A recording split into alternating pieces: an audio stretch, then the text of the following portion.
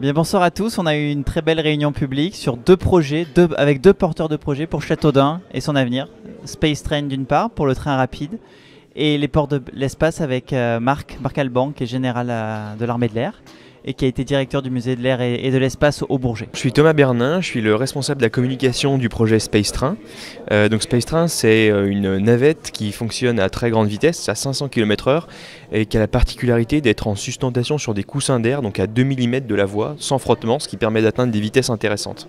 Comment ça marche? Donc c'est un train qui est en sustentation sur des coussins d'air, ça veut dire qu'il n'y a pas du tout de frottement entre la voie et la navette, ce qui permet d'atteindre des vitesses très élevées avec une consommation énergétique maîtrisée. Et donc c'est un train qui fonctionne grâce à de l'hydrogène, donc qui ne pollue pas. C'est un train zéro émission.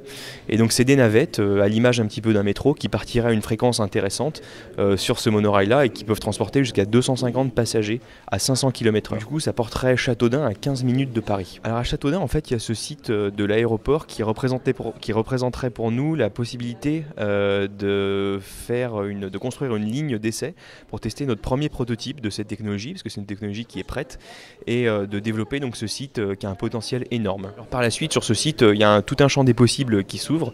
On pourrait bien sûr industrialiser nos navettes une fois que le projet est abouti, et donc créer ce qui serait une très grosse entreprise à visibilité mondiale.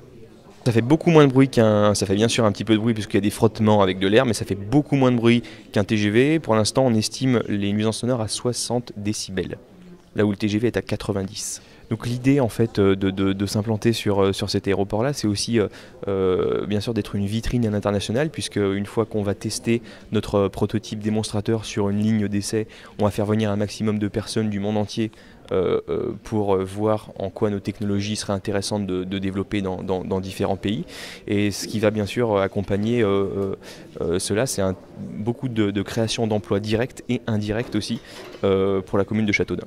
On peut nous retrouver sur Facebook, LinkedIn, Twitter, et on a un site internet aussi, www.spacetrain.fr. C'était très intéressant. Moi, je connaissais les projets, je les avais rencontrés, je les avais démarchés pour Châteaudun pour créer de l'emploi.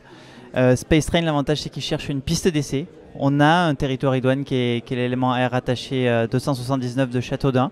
Ils cherchent une piste d'essai de plusieurs centaines de mètres, 1 km à 2 km. On a l'espace, une piste surélevée pour faire leurs essais technologiques avec l'hydrogène, avec toutes les technologies dont ils ont besoin. Et si cela fonctionne, après ils peuvent industrialiser et ils pourraient industrialiser à Châteaudun. Donc il faut qu'on les accompagne, il faut qu'on soit rapide. Force de proposition pour les encourager, les accompagner pour faire cela à Châteaudun et donc développer des emplois demain et après-demain en industrialisant leurs navettes. Vous pouvez retrouver toutes les informations sur fabienverdier.com, le site web, le blog. Vous pouvez également les trouver sur le Facebook, Fabien Verdier, ou sur le Facebook Petit Aéroport de Châteaudun, sur Instagram, sur Twitter et également sur LinkedIn. Et bien sûr sur la chaîne YouTube Châteaudun 2020.